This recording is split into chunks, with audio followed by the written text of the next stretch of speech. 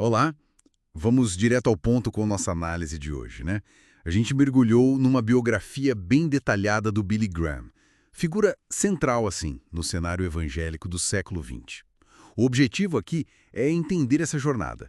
Como é que um cara sai de uma fazenda de gado, lá na Carolina do Norte, e vira conselheiro de presidentes, fala para milhões no mundo todo. é, Como isso acontece? É uma história em tanto, né? Nasceu em 1918, vida rural, e décadas depois, uma das vozes religiosas mais conhecidas globalmente. A formação dele em antropologia lá em Wheaton parece que foi um momento chave, né? Solidificou a vocação missionária. Mas, assim, o que realmente deu essa propulsão toda para a influência dele? Olha, a comunicação dele era fundamental. Os sermões, sabe? Eles tinham uma clareza doutrinária, mas também um apelo emocional muito forte. Isso conectava com as pessoas de um jeito profundo. E as cruzadas Billy Graham, famosas, né, juntavam multidões, mas não era só presencial. Ele foi muito visionário no uso da mídia. A biografia mostra isso bem. Ele não só usou rádio e TV, ele inovou, sabe? Criou sistemas de aconselhamento por telefone ligados às transmissões. Foi algo bem à frente do tempo. Ele realmente sacou o potencial de alcance dessas tecnologias. E essa comunicação que você falou tinha um jeito específico, né?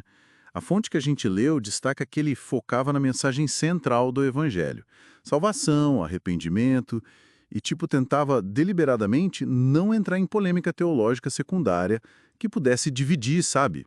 Isso tem a ver também com a defesa do ecumenismo, né? Essa busca de pontes. Protestantes, católicos, ortodoxos. Para a época, era uma postura bem ousada mesmo. Exatamente. E o interessante que a biografia explora bem são as reações a isso, essa abertura, essa colaboração. Orar com líderes católicos, ortodoxos. Nossa, isso gerou críticas pesadas, principalmente de setores mais conservadores do protestantismo. Figuras como Ian Murray, que a fonte cita, viam isso como uma diluição da mensagem, um afastamento das certezas bíblicas que eles defendiam. Mas o Graham parecia firme, né? Convencido que o propósito maior, de alcançar mais gente, justificava essa amplitude. Ele dizia que o essencial da fé era compartilhado, né? Interessante essa tensão. E essa atuação dele não ficou só na religião, né? Ele marcou presença na esfera pública também, certo? Aconselhou presidentes, Eisenhower, Johnson, Nixon. A fonte dá detalhes de como era essa relação. Era só um apoio espiritual ou tinha troca sobre política mesmo? A biografia sugere que era primariamente um papel de conselheiro espiritual. Confidente, sabe? Ele estava lá em momentos de crise nacional, oferecendo oração, perspectiva. Claro, isso não passou batido, né? Ele foi criticado, acusado de ser muito próximo do poder, especialmente com o Nixon, de quem ele era amigo pessoal. Graham se defendia. Dizia que o acesso era uma chance de ser uma influência positiva, uma voz de consciência, de reconciliação, não um endosso político. Mas a linha é tênue, né? Entendi. E a biografia explora essa complexidade, sim. E falando em complexidade, um ponto que me chamou a atenção foi a postura dele sobre questões sociais, principalmente a racial. Poxa, em pleno auge da luta pelos direitos civis dos Estados Unidos, ele foi firme. Insistiu que as cruzadas fossem integradas, sem segregação. Isso devia causar um atrito danado na época, imagino. Com certeza causou. Em alguns estados do Sul, isso era ir contra a lei, os costumes locais. Ele chegou a tirar fisicamente as cordas que separavam brancos e negros nos eventos. Foi um passo importante, corajoso. Colocou a fé acima das normas sociais da época. Mas, por outro lado, e a biografia também fala disso, em outras questões sociais, como o papel da mulher na liderança da igreja, ele foi mais tradicional, alinhado com o pensamento da geração dele. Ele valorizava o ministério feminino, sim, mas não defendia mulheres como pastoras principais, por exemplo.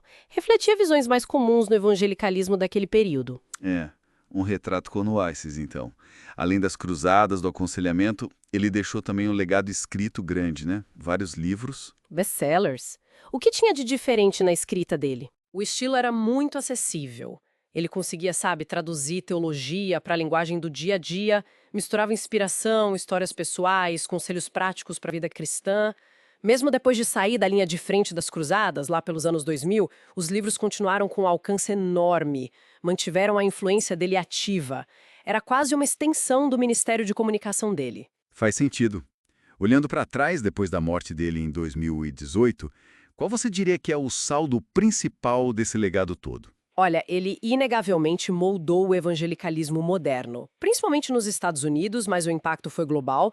Foi pioneiro no uso estratégico da mídia para fins religiosos, criou um modelo de evangelismo de massa e, apesar das críticas, abriu caminhos importantes no diálogo entre denominações, sabe? O nome dele virou quase sinônimo de evangelista do século XX. O alcance foi, uau, impressionante.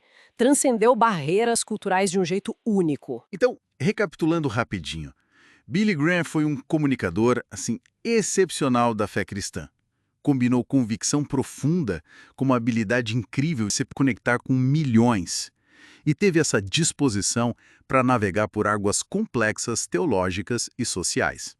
Uma figura que deixou uma marca profunda. Duradoura. E isso deixa a gente pensando, né? O esforço dele para equilibrar tradição e modernidade e essa busca por diálogo num cenário religioso muitas vezes fragmentado. Como isso conversa com os desafios de hoje? De polarização, busca por unidade, na religião ou fora dela. E o que o pioneirismo dele na mídia, lá atrás, pode ensinar para a gente hoje sobre comunicação, influência, nessa era digital tão cheia de informação. Fica aí para a gente refletir.